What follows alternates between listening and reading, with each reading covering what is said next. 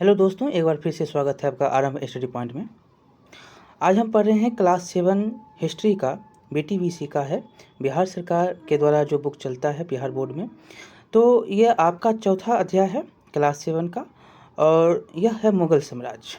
हमने इसके पहले पार्ट में बहुत कुछ जानकारी ली, जैसे कि बाबर के बारे में, जैसे कि आप हुमायूं के बारे में, शेर शाह सूरी के बारे में, अकबर के बारे में भी हमने कुछ जानकारी ली और शासन प्रशासन के बारे में हम पढ़ रहे थे। तो चलिए वहीं से हम अब शुरू करेंगे। शासन प्रशासन में जो है अमीर की बात हमने कर ली थी और वहाँ के अमीर और जो जो तुगलक के अमीर थे, जो तुर्क के अमीर, अफ़गान के अमीर थे उसके, और यहाँ अकबर के अमीर, दोनों में जो है हमने अंतर भी कर लिया था। अब यहाँ के जो हम देखेंगे क्या है, तो उसके आगे हम देखते हैं क्या आपको हम छोड़कर कहाँ पर गए थे। तो ये गए थे मुग़ल राज के अमीर को हमने आपको पढ़ा दिया था। अब हम पढ़ने वाले हैं हिंदुस्तानी मुसलमानों को अमीर बनाने की कोशिश। जो हिंदुस्तान के मुसलमान थे उनको कैसे शासन प्रशासन जो है दिया जाए और कैसे जो है वो मजबूत हो सके, ये सारे बातों को देखेंगे कैसे शुरू होता है। यहाँ पर एक ईरानी था और एक तुर्कानी मतलब तुरानी था। ये तुर्किस्तान से एक आया था, एक ईरान से। ईरान जो आया था, ईरान से जो ईरानी आया था वो क्या किया था, तो अकबर की सहायता किया था। और जो तुरानी था वो खुद अपने आप को शासन प्रशासन का मतलब उसके समानांतर अकबर के समझता था। तो इसी का जो है नियंत्रित करने के लिए सहायता किसका लिया, तो ईरानी का लिया, जो हुमायूं के साथ आया था। तब जो है नियंत्रित तुरानी पर करता है, तुरानी अमीर पर करता है। तो अमीर मतलब क्या, तो शासन प्रशासन जो चलाता था। ये याद रखिएगा, ठीक है। अब हम शुरू करने वाले हैं कि जो हिंदुस्तान जो है हिंदुस्तानी मुसलमानों को अमीर बनाने की कोशिश। ठीक, देखिए लिखा भी गया है कि यहाँ पर आगे ऐसी कोई समस्या खड़ी ना हो, इसीलिए अकबर ने कुछ और उपाय किए। उसने हिंदुस्तानी मुसलमानों को भी अमीर बनाने की कोशिश की। वह जानता था कि राज मजबूत बनाने के लिए हिंदुस्तान के शक्तिशाली और मजबूत लोगों का समर्थन लेना जरूरी होगा। ऐसे दो सामाजिक वर्ग थे, एक राजपूत और दूसरे जमीन और संपत्ति वाले मुसलमान परिवार, जो कई सदियों से भारत में रह रहे थे। दूसरी बात यह कि बादशाह जो है यह भी सोच रहा था कि अगर वह किसी नए समूह को प्रशासन में शामिल करेगा तो वह समूह हमेशा बादशाह का समर्थन करेगा, नया जो होगा वो समर्थन करेगा। इस जो है सोच के साथ उसने भारतीय मुसलमान को दरबार में ऊंचा स्थान दिया। इस नए वर्ग में यह जो है अपने समर्थन इस जो है नए वर्ग में को वह अपने समर्थन से धीरे धीरे मजबूत बनाता गया और इसका असर यह हुआ कि जो है ईरानी और तुरानी दोनों पर नियंत्रित ये हो सके, मतलब ईरानी और तुरानी जो अमीर था दोनों नियंत्रित हो सके।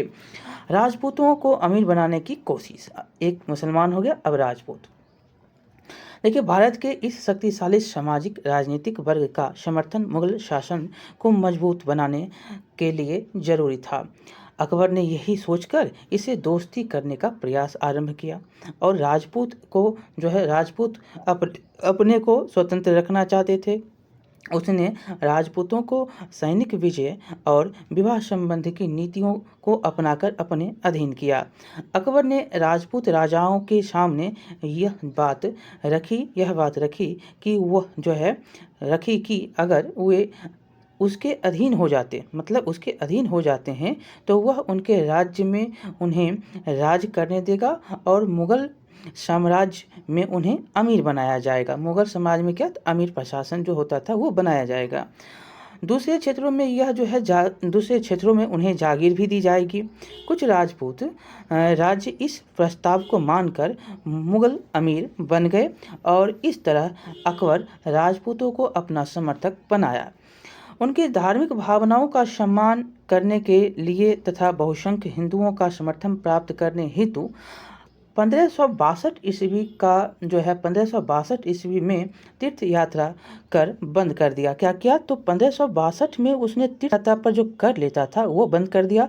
1564 में उसने जजिया कर लेना बंद कर दिया। ये जो है मुसलमान के द्वारा जो दिया जाता था जजिया कर। और तीर्थ यात्रा जो है हिंदू जो लोग देते थे वो हिंदू देते थे। तो तीर्थ यात्रा भी कर 1562 में हो जाता है, 64 में जजिया कर बंद हो जाता है। यहाँ से क्वेश्चन पूछे गए हैं। आगे है मुगल प्रशासन एवं मनसबदार। क्या था प्रशासन, किसको कहते हैं मनसबदार? तो देखिए मुगल साम्राज्य में प्रशासन की नींव अकबर ने सुदृढ़ की। उसी के पास जो है उसी के समय और दोनों यहाँ पर समझना है कि उसी के पास समय और शक्ति दोनों थी, समय और उसके पास जो है समय और शक्ति दोनों थी, जिसके कारण वह ऐसा कर सका। राज्य में मौजूद गांव और शहरों का प्रशासन पहले जैसा ही रहा। अकबर ने किस तरह से प्रशासनिक व्यवस्था अपने राज्य में लागू किया, उसकी जानकारी हमें दरबार में रहने वाले अबुल फजल की रचना अकबरनामा की आईने अकबरी से मिलती है। ये याद रखिएगा, अबुल फजल की रचना तो क्या नाम है? तो अबुल फजल की रचना थी अकबरनामा। और अकबरनामा में और यहाँ पर और अकबरनामा और आईने अकबरी दो आपको यहाँ पर याद रखना है। दोनों रचना किसकी है? तो अबुल फजल की है। और इसमें जो है उनकी प्रशासनिक व्यवस्था कैसी थी अकबर की, इनकी बातों की जो है यहाँ पर लिखा गया है। तो कौन सा बुक है? तो अकबरनामा और आईने अकबरी। किसके द्वारा? तो अबुल फजल के द्वारा। बहुत बार जो है क्वेश्चन अकबरनामा और आईने अकबरी के लेखक कौन हैं और इसकी जो है चर्चा क्यों किसके द्वारा की गई और इसमें जो क्या लिखा गया है, ये सारी बात आपसे पूछे जाते हैं। बस याद रखना है प्रशासनिक व्यवस्था जो है अपने राज्य में लागू क्या, यह कैसे किया, ये सारे जो हैं उसके दरबार में रहने वाले लेखक जो कि अबुल फजल थे, उनकी रचना थी अकबरनामा और आईने अकबरी, इनमें जो है संकलित है, उन्हीं में जो है लिखा गया है। देखिए अबुल फजल ने अबुल फजल के अनुसार साम्राज्य जो है कई प्रांतों में बटा हुआ था। जो साम्राज्य था वह कई प्रांतों में बटा था, जिन्हें सूबा या प्रांत कहा जाता था। मतलब ये साम्राज्य एक साम्राज्य है, जैसे ये भारत है, तो भारत जो है कई प्रांत में मतलब कई जो है राज्य में बटा हुआ। तो यही राज्य जो था यही इसी को क्या कहते थे? सूबा या प्रांत कहा जाता था। और इनका प्रमुख जो होता था वो सूबेदार कहलाता था। ये सूबा जो होते थे या प्रांत होते थे, इनके जो प्रमुख होते थे वो क्या होते थे? सूबेदार होते थे। क्वेश्चन आपसे ये पूछे गए हैं, बहुत बार पूछे गए हैं। आपको यहाँ पर याद रखना है जो साम्राज्य मुगल साम्राज्य, ये मुगल साम्राज्य जो है ये कितने प्रांतों में, बहुत सारे प्रांत में बटे हुए थे।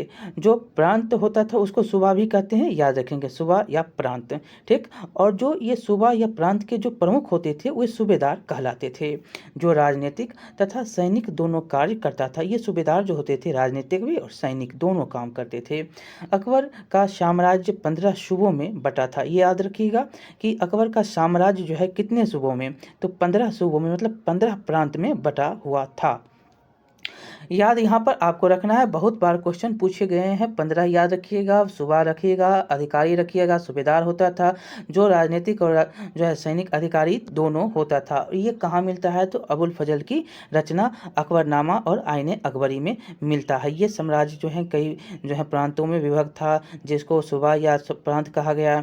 और यहाँ पर याद रखना है कि ये सूबेदार जो इसके प्रमुख होते थे, राजनीतिक और सैनिक दोनों कार्य संभालता था। और अकबर का साम्राज्य था वह 15 प्रांतों में बटा हुआ था या 15 सूबों, याद ऐसे रखिएगा, ठीक है। 15 सूबा या 15 प्रांत, जो 15 सूबों में ये बटा हुआ था।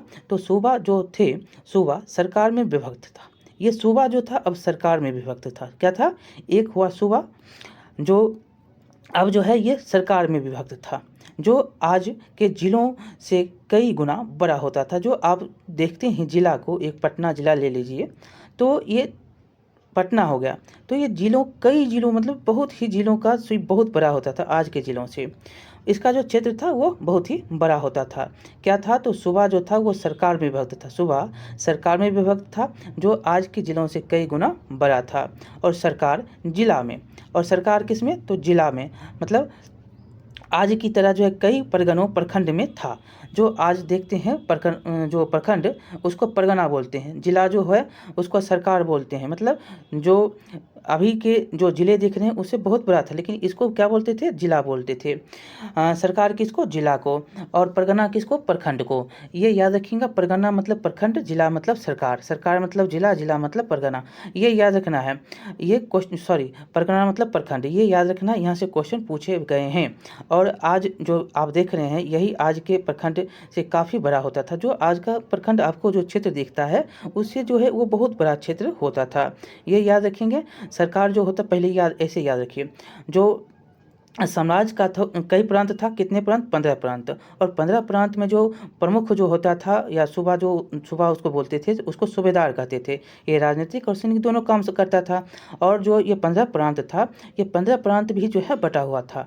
ये जो प्रांत या सूबा बोलिएगा, सूबा जो ये सरकार में विभक्त था। क्या था, सरकार में। सरकार मतलब जिला, सरकार मतलब जिला, और जिला भी जो है कई जो है परगनों में विभक्त था। जो परगना मतलब प्रखंड, परगना मतलब प्रखंड, ये जो है क्वेश्चन आपसे पूछा जाता है। ठीक है, आज जो है, आज भी जो है यह आज भी प्रखंड से काफ़ी बड़ा होता था। आज जो है प्रखंड है उससे बहुत बड़ा ये प्रखंड मतलब परगने होते थे। अब देखिएगा, मुगल जो है मनसबदार। मुगल सम्राट कई अधिकारियों और कर्मचारियों को प्रशासन का काम जो है देखने के लिए नियुक्त करता था। इन्हीं अधिकारियों में एक था मनसबदार। एक जो है अधिकारियों में क्या था, एक था मनसबदार कहा जाता था इन्हीं अधिकारियों को।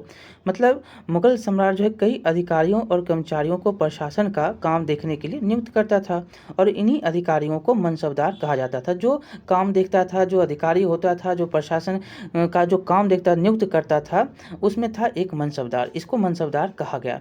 मतलब ऐसे समझिए कि मुगल सम्राट क्या, तो कई अधिकारी और कर्मचारियों को प्रशासन का काम देखने के लिए नियुक्त करता था। जो तुम काम देखेगा, जैसा कैसा चल रहा है, नहीं चल रहा है, अधिकारी उसको बना दिया, ठीक है, तो प्रशासन देखने के लिए ये जो कर्मचारी और अधिकारी होते थे उसी को क्या कहा गया, इन्हीं अधिकारियों को मनसबदार कहा गया, और इन्हीं अधिकारियों को मनसबदार कहा जाता है। पूरे जो है मुगल साम्राज्य में हजारों छोटे मनसबदार थे, जो अधिकारी थे, बहुत ही अधिकारी जो है पूरे साम्राज्य में था। मनसबदार साम्राज्य में बादशाह के कानून और आदेश लागू करते थे। जैसे अभी कार्यपालिका में जो है बहुत सारे लोग होते हैं जो काम करते हैं, नौकरी करते हैं, तो वो सरकार की ही तो आदेश को, व्यवस्थापिका के जो आदेश है जो उसी को तो लागू करते हैं। वही जो है सरकार का जो भी आदेश होता था वो कौन आदेश करता था, मतलब ये साम्राज्य का जो है आदेश है ये लागू करने का काम किसका था, तो यही मनसबदार का होता था। तो बादशाह के कानून को आदेश को लागू करता था, और वह बादशाह के लिए सैनिक जिम्मेदारियों को भी निभाते थे। प्रत्येक मनसबदार को उनके जात के अनुसार पदक्रम एवं वरीयता प्राप्त थी। जैसा जात वैसी जो है वरीयता यहाँ पर मिलती थी। जबकि सवार के अनुसार एक निश्चित संख्या में सेना और उससे जुड़े साजो सामान रखना पड़ता था। जो भी होते थे, जो सेना होते थे, जो सवार होते थे, ये सेना रखेंगे एक जो है सभी एक साथ। इसे जो है बॉक्स में समझाया गया है, देखेंगे इसको, देखेंगे ये क्या है, और इसके बाद हम इसको देखेंगे। पहले देखिए क्या है, कैसा, तो मुगल मनसबदार जो था, जिनका 5000 जात का जो है मनसब होता था। कितना, तो मुगल जो मनसबदार होते थे जिनका 5000 जात का मनसब होता था, उसे 30,000 प्रति माह वेतन मिलता था। मतलब जिसके जो है 5000 जात मनसब होगा उसको 30,000 प्रति माह वेतन मिलेगा। उन्हें 300 जो है 40 घोड़े, 100 हाथी, 800 ऊँट, 100 खच्चर तथा 160 गाड़ियाँ जो है गाड़ियाँ रखनी होती थी, जिनका वेतन 30,000 प्रति माह होगा। जो कि 5000 जात का मनसब होता था, जो मनसबदार जिनका 5000 जात का होता था उनके पास ये सब होने चाहिए। 30,000 जो है प्रति माह वेतन होंगे, उनको 340 घोड़े, 100 हाथी, 800 ऊँट, 100 खच्चर, 160 गाड़ियाँ रखनी होती थी। इनके अलावा भी जो है घुड़सवार, पैदल सैनिक भी रखने पड़ते थे। यह उदाहरण जो है मनसबदारों के सैनिक दायित्व को बताता है। ये सब जो आपने देखा, ये उदाहरण जो आपको दिखा, ये जो मनसबदार के सैनिक होते थे अधिकारी में, इन्हीं को जो है इस दायित्व को आपको यहाँ पर दिखाया गया, जो कि 5000 जात के मनसब होते थे, और ये सैनिक के रूप में आपको यहाँ पर बताया गया। इनके जो है तनख्वाह 30,000 होती थी, 340 घोड़ा होगा, 100 हाथी होगा, ऊँट 800 होगा, 100 खच्चर, 160 गाड़ी, ये सब जो है घुड़सवार और पैदल होंगे। चलिए आगे हम देखेंगे, राज्य में शांति बनाए रखने का जो है काम जी किसके पास था, तो मनसबदार के पास था, ये वही करते थे। राज्य विस्तार करने के लिए बादशाह द्वारा लड़ी गई लड़ाइयों में ये लोग उसी सेना से सहयोग करते थे। मनसबदारों की कई श्रेणियां होती थी, अर्थात पद के आधार पर उनमें भी जो है कुछ बड़े, कुछ मध्यम और कुछ छोटे होते थे, मतलब इसके भी श्रेणी थे। जैसे आज अधिकारियों में भी आपको तरह तरह के कई तरह के विभाजन देखने को मिलते हैं। देखिए, एक डीएम है, बाद एसडीएम है, एसपी है, और जो है सारे बहुत सारे कर्मचारी आपको नीचे देखने को मिलते हैं। इसी प्रकार जो है मनसबदारों के भी अधिकारी जो भी की होते थे, उनका भी पद जो है श्रेणी के रूप में था, जो छोटे भी होते थे, मध्यम भी और बड़े भी होते थे। आगे हम चलेंगे, बड़े मनसबदारों की जिनकी संख्या बहुत कम होती थी। आज भी आप जानते हैं कि बड़े मनसबदारों जो अधिकारी होते हैं उनकी संख्या क्या होती है, कम होती है, जिसको क्या कहा जाता था, तो अमीर कहा जाता था। जो बड़े मनसबदार होते थे जिनकी संख्या कम होती थी उसको क्या कहते थे, अमीर कहते थे। और अमीरों को जितना वेतन मिलता था उतना दुनिया किसी अन्य राज्य के अधिकारियों को नहीं मिलता था। जितना अमीर वेतन लेगा, मतलब मनसबदार में जो अमीर होगा उसको उससे ज़्यादा जो है, उससे कम जो है किसी मतलब कि यह समझिए उतना वेतन तो किसी को और अधिकारी को मिलता ही नहीं था। देखिए, 8,000 रुपये प्रति जो है महीना, 8,000 रुपया महीना, 45,000, 8,000 रुपया महीना से 45,000 रुपये महीने तक का वेतन प्राप्त करने वाले जो हैं ये अमीर होते थे। क्या होते थे, करने वाला अमीर होता था। जो 8,000 से 45,000 रुपये जो है महीना लेगा, वेतन लेगा, वो अमीर होता था। निम्न स्तर के मनसबदारों के नगद वेतन मिलता था, और निम्न जो स्तर होते थे उसको नगद, और मगर उच्च स्तर के मनसबदारों को जागीरें प्रदान की जाती थी। जो उच्च स्तर के मनसबदार होते थे वो जागीर प्रदान उनको किया जाता था। यह जो है जागीरदार भी कहलाते थे, जिनको जो उच्च स्तर के मनसबदार होते थे, जो इसको जो है क्या, तो इसको जागीर दिया जाता था, ज़मीन उमीन दिया जाता था, आवंटित किया जाता था, तो इनको जागीरदार भी किया जाता था, कहा जाता था। एक मनसबदार जो निम्न हो गए तो इनको तो नगद वेतन दिया जाता था। एक अमीर हुए तो उनको 8,000 से लेकर 45,000 तक का वेतन मिलता था। एक जागीरदार हुए, जो मनसबदार में से जागीरदार हुए, उनको जो है ज़मीन दी जाती थी। जागीर के अंतर्गत जो है इन्हें निर्धारित लगान वाली भूमि आवंटित की जाती थी, जिसकी लगान ये प्राप्त कर अपना खर्च पूरा करते थे। जिनका जो है ये लगान लेते थे और इसी से अपना खर्च होता था, इनका पूरा काम होता था। देखिए, अकबरनामा और आईने अकबरी में जो है कुछ बातें हैं, उनकी हम चर्चा अब करेंगे। देखिए, इसमें लिखा गया है कि अकबर ने अपने मित्र और सलाहकार अबुल फजर को अपने शासन का काल इतिहास लिखने का आदेश दिया। मित्र भी था और सलाहकार था, कौन, अबुल फजर, जो कि अकबरनामा और आईने अकबरी लिखता है। देखिए, अबुल फजर ने 3 भागों में यह रचना लिखी, जिसका नाम अकबरनामा था। ये याद रखिएगा, अकबरनामा यह जो है किताब लिखता है।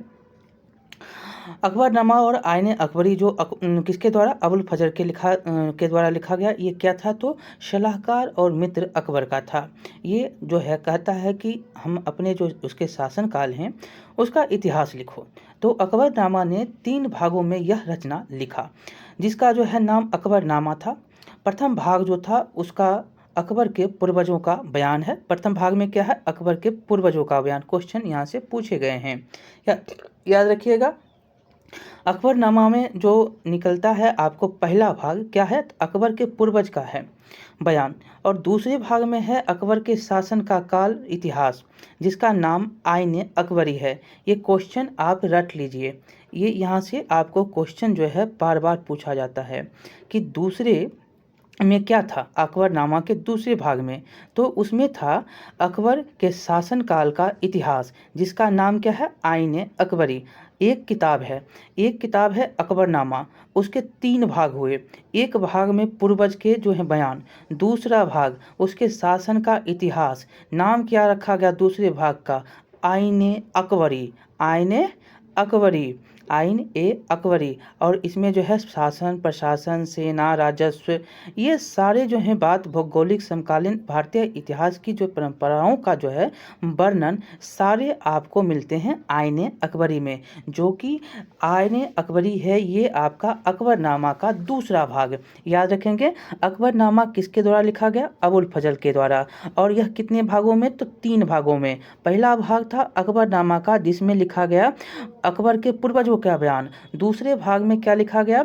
तो उसके शासनकाल का इतिहास, जिसका नाम क्या हुआ? तो आइन अकबरी। और आइन अकबरी में ही जो है निकलता है आपको शासन, प्रशासन, राजस्व और उसके भू समकालीन भारतीय संस्कृति और परंपराओं का वर्णन। ये आपको याद रखना है, ये ऐसे है। ठीक, चलिए अब हम चलेंगे आगे। आगे है कि मनसबदारों का प्रशासनीय जो है प्रशासन में क्या स्थान था मनसबदारों का, तो इसको बताने के लिए जात और सवार नामक 2 संख्या सूचक शब्द अपनाए गए। मतलब मनसबदार प्रशासन के जो है क्या स्थान थे, तो इनको जो है बताने के लिए एक जात और एक सवार, ये दोहें 2 संख्या सूचक शब्द अपनाए गए। इनमें जात की संख्या जिनकी अधिक होती वह उतना ही बड़ी अधिकारी माना जाता था। मतलब जितना जिसके पास जात होगा उसका उतना जो है बड़ा वो अधिकारी होगा। उसकी उसी आधार पर जो है उन्हें वेतन भी दिया जाता था। इसी जैसे देखिए ऊपर हमने पढ़ा कि 500, यहाँ पर हमने पढ़ा कि जो 5000 जात है, जिनका जो है मनसबदार जिनका जात 5000 है, वो कितना? तो 30,000 वेतन पाने के वो लायक, मतलब उनको 30, मतलब जो वो 30,000 वेतन लेंगे तो उनको 30,000 वेतन दिया जाता था। ये हमने पढ़ा ऊपर में। वही है यहाँ पर जो है जात से उसको क्या करते थे, और जो है सवार से उसको संख्या सूचक शब्द दिए गए थे, और इसी से उनका वेतन भी मिलता था, अधिकारी भी वैसे ही बड़े होते थे। आगे है कि इसी तरह सवार था। सवार की भी संख्या निश्चित होती थी, जिसके अंतर्गत किसी मनसबदार को कितना पैदल सैनिक, कितने घोड़े और सवार का जो है कितनी हाथी रखना है, यह तय किया जाता था। मतलब यहाँ पर ये समझना है कि जैसे ये जात होते थे, उसी प्रकार जो है सवार भी थे।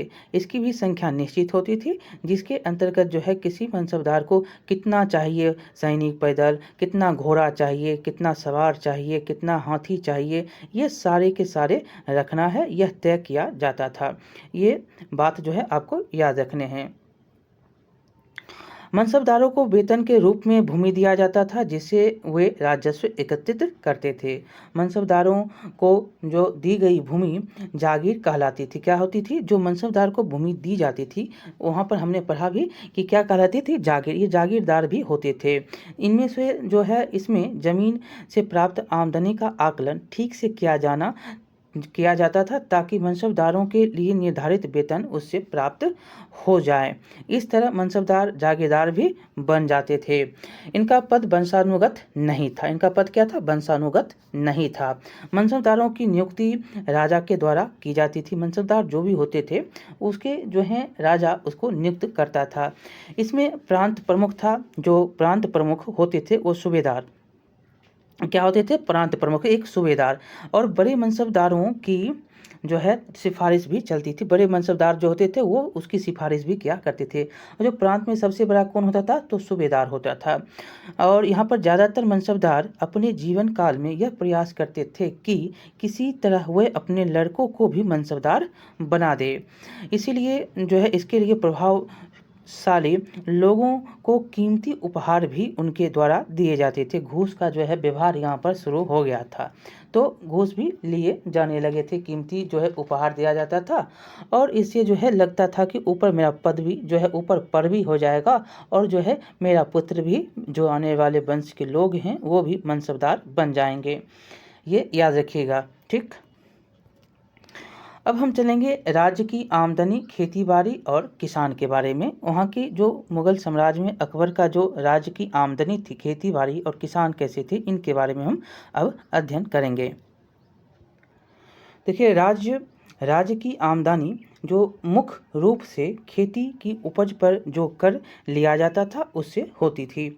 खेती का काम छोटे किसानों द्वारा किया जाता था। किसानों से कर गांव में रहने वाले ग्राम प्रमुख या स्थानीय सरदारों द्वारा लिया जाता था। ये भी पॉइंट आप याद रखेंगे। जो कर लेता था, जो वो कौन लेता था किसानों से, तो वो गांव का जो प्रमुख होता था या स्थानीय सरदार लेता था। किसानों से उपज के ऊपर कितना कर लिया जाए, इसे अकबर के राजस्व मंत्री राजा टोडरमल ने तय कर दिया था। याद रखेंगे, राजस्व मंत्री कौन था अकबर का, तो राजा टोडरमल था। ये आपसे बार बार क्वेश्चन पूछा गया है। राजा जो अकबर है उसका राजस्व मंत्री कौन है, राजा टोडरमल। इसने क्या किया, तो किसानों के ऊपर कितना जो है कर लिया जाएगा, ऊपर से कितना कर लिया जाएगा उपज से, ये जो है तय करने वाला राजस्व मंत्री अकबर का था, वो था राजा टोडरमल। इन्होंने ही जो है इसने क्या किया, तो कर निर्धारित कर दिया। उसने खेती लायक भूमि का सर्वेक्षण किया और उसी के आधार पर नगद रूप में कर तय किया गया। और यह जो है मोटी मोटी उपज का 3 से 6 भाग तय होता था। मतलब यह जो है मोटा मोटी उपज का 3 से 6 भाग होता, 3 से लेकर 6 भाग तक होता था। जैसा जो है जमीन उस प्रकार का जो है कर लेता था। जमीन को 4 भागों में बांटा गया। कितने, तो 4 भागों में। सबसे अच्छा जो जमीन था वो पोलज, जिस पर हर साल खेती होती थी। सबसे अच्छा जमीन का नाम क्या था, तो पोलज था। इस पर साल भर खेती होती थी। यहाँ पर जो है कर थोड़ा ज़्यादा लेगा, 3 से 6 भाग में बटा है सभी चारों भाग, तो यहाँ पर जो है कर थोड़ा ज़्यादा लेगा क्योंकि साल भर उपज हो रही है।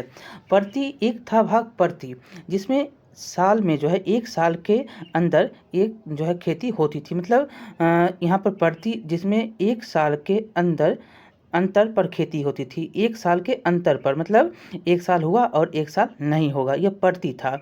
और एक था चाचर, जिसमें जो है कुछ अंतराल पर बुआई होती थी और बंजर लंबे समय तक जो है बिना बुआई वाली जमीन थी। एक बंजर और एक जो है चाचर। और जो है ये देखेंगे तो ये चौर होगा। अच्छा, 1 मिनट रुकिएगा।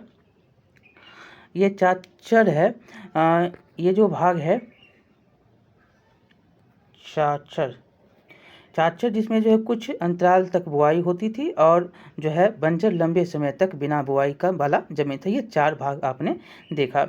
और लगान भी जो है इन पर जो है अलग अलग थी। लगान भी क्या था, तो अलग अलग था। राज्य खेती को बढ़ावा देने के लिए किसानों को ऋण सहायता जो है देता था, सिंचाई के साधनों को निर्मित कराता था और किसान मुक्त चावल, गेहूं, ज्वार, बाजरा और कुछ जो है सब्जियां उपजाते थे। जैसे जैसे जो है साम्राज्य का विस्तार हुआ, उसका जो है खर्च भी बढ़ता गया। उसे पूरा करने के लिए किसानों के ऊपर लगान का बोझ बढ़ाया गया और इस कारण से किसानों की हालत अब और ख़राब होती हुई चली गई। खराब हालत क्या हुई, और ख़राब हुई। उनके पास लगान देकर कुछ जो है कुछ बचता नहीं था। मतलब बहुत कुछ जो है लगान में गया और बहुत कुछ बचता ही नहीं था, जिसे वे अगले साल तक बचा कर रख सके। मतलब अगले साल के लिए तो कुछ बचता ही नहीं था, खाते क्या। यहाँ पर और है आगे की आम लोगों का जीवन। तो मुगल काल में जनसाधारण के जीवन के विषय में पर्याप्त जानकारी मिलती है। इस काल में यूरोपीय व्यापारी भारत आए थे।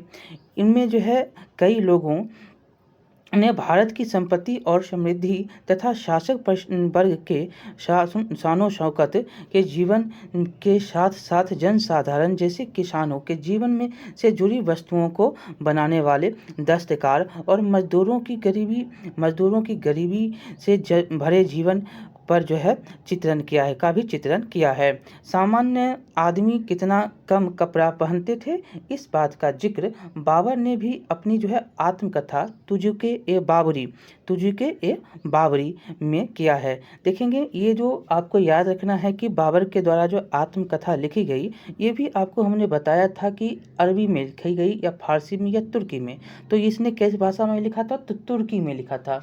और फारसी में भी जो है इसका अनुवाद हुआ था। चलिए, यहाँ पर बाबरनामा के नाम से फारसी में होता है, और तुर्की जो अपनी जो है किताब स्वयं लिखता है उसको तुर्की बारबी जो है बाबरी कहा गया है। किया उसने क्या किया, तो कितना कपड़ा लोग जो है सामान्य व्यक्ति पहनता था, इसका जिक्र बाबर ने भी अपनी आत्मकथा तुजुक-ए बाबरी में किया। उसने कहा कि यहाँ किसान तथा निम्न वर्ग के लोग करीब करीब नंगे रहते हैं। मतलब किसान और निम्न वर्ग के जो लोग होते हैं करीब करीब नंगे ही रहते हैं। इसके जो है बाद वह उस लंगोट का वर्णन करता है, उसके बाद वह लंगोट का वर्णन करता है जो पुरुष पहनते थे, तथा महिलाओं की साड़ियों का भी वर्णन करता है।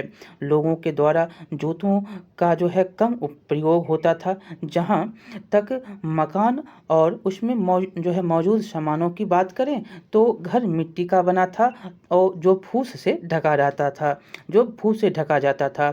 उसमें जो सामान्यतः एक कमरा और एक ही बरामदा होता था। ये जो है तुजुक-ए-बाबरी में आपको मिलता है, बाबर के द्वारा लिखा गया किताब है ये। आपको ये क्वेश्चन यहाँ से पूछ सकता है कि कैसा लोग कैसे रहते थे, तो जो है यहाँ पर लगभग वो बोला कि सामान्य लोग जो है किसान होते थे वो तो नंगे रहते थे, लेकिन यहाँ पर जो लंगोट है पहनते थे, जो पुरुष होते थे, महिलाएं साड़ी पहनती थी, जूते का प्रयोग बहुत कम होता था, मकान जो है मिट्टी का बना फूस से ढका रहता था। ये सारी बात उनके द्वारा कही गई। सामान्य कमरा जो होता था, एक जो है कमरा होता था, एक ही उसमें बरामदा होता था, एक कमरा और एक बरामदा होता था। मिट्टी के बने ही कुछ बर्तन होते थे, एक चारपाई और बांस की बनी चटाई रहती थी। तांबे तथा अन्य धातुओं के बर्तन इनकी पहुंच से दूर था। खाद्य पदार्थों में चावल, बाजरा और दाल प्रमुख था। बंगाल और समुद्र के तटीय इलाकों में मछली प्रमुख खाद्य पदार्थ था। जो बंगाल का क्षेत्र और समुद्र जो क्षेत्र है वहाँ पर जो है आपको मछली मिल जाता है, तो इसका जो है प्रमुख खाद्य पदार्थ है। उत्तर भारत में गेहूं और मोटे अनाज की रोटी तथा दाल प्रमुख भोजन था। लोगों के द्वारा भर पेट भोजन जो है रात में ही खाया जाता था। खाद्यान्नों की अपेक्षा तेल घी सस्ते थे, इसलिए लोगों का वह प्रमुख भोजन था। चीनी तथा नमक थोड़े महंगे होते थे। इस प्रकार यद्यपि आम आदमी के पास कपड़ों की कमी थी, लेकिन खाना जो है अच्छा खाते थे। गाय और भैंस लोग अधिक संख्या में रखते, इसीलिए दूध घी उन्हें काफ़ी मिलता था। लोगों के जीवन का जो है आधार खेती था और वह वर्षा के ऊपर निर्भर करता था। प्रतिवर्ष खेती होता था तो किसान को खाने के लिए मिलता था, नहीं तो अकाल की स्थिति में पिछला साल का कुछ भी बचा नहीं रहता तो वे खा सके। लगान जो है जब नकद में देना तय हुआ तो किसानों की स्थिति और खराब होने लगी। लगान देने के जो है दबाव में मंडी में उन पर अनाज सस्ता बिक जाता था। कुछ जो है यहाँ पर कुल मिलाकर गांव में रहने वाले बहुसंख्य लोगों का जीवन बहुत गरीबी में बीतता था। ये तुजुक-ए-बाबरी में जो है बाबर ने लिखा है। बाबरनामा कैसे कहलाता है, तो ये फारसी में जब अनुवाद होता है तो ये बाबरनामा कहलाता है। चलिए, अब हम आगे चलेंगे। आगे आपका है मुगलों की धार्मिक नीति और भारतीय लोगों के साथ उनका मिलन। कैसे उनका मुगल का जो है धार्मिक नीति होता है ये हम पढ़ेंगे। ठीक है। लिखा गया है कि अकबर ने भारत में अपने शासन को मजबूत बनाने के लिए बहुसंख्य भारतीय हिंदू लोगों के साथ अच्छा संबंध बनाने के लिए धार्मिक स्तर पर मेल जोल की नीति अपनाई। अकबर ने अपने राज्य को अस्थायी बनाने के लिए भारतीय लोगों की बहुसंख्य आबादी यानी हिंदुओं का जो है समर्थन प्राप्त करने का प्रयास किया। इसी के तहत अकबर ने एक नवीन धार्मिक नीति सुलह-ए-कुल मतलब सर्वस्त्र शांति को अपनाया। किसने सर्वस्त्र शांति को अपनाया, तो ये था अकबर ने। सुलह-ए-कुल के नाम से क्या जाना जाता है, तो सर्वस्त्र शांति। धर्म जो नवीन धर्म है यह क्या था, तो सुलह-ए-कुल मतलब सर्वस्त्र शांति को अपनाने वाला यही जो अकबर के नाम से जाना जाता है। देखिए, नीति सच्चाई न्याय और शांति पर उसने बल दिया। यह जो है नीति सच्चाई न्याय और शांति पर बल देता है। देखिए, अबुल फजल ने सुलह-ए-कुल के विचार और नीति को अपनाने के अपनाने में अकबर की मदद की। सलाहकार भी था, दोस्त भी था, कौन तो अबुल फजल। तो जहांगीर और जहांपनाह ने भी इस नीति को अपनाया। जहांगीर भी अपनाता है और शाहजहां ने भी इस नीति को अपनाता है। कौन तो जहांगीर और शाहजहां।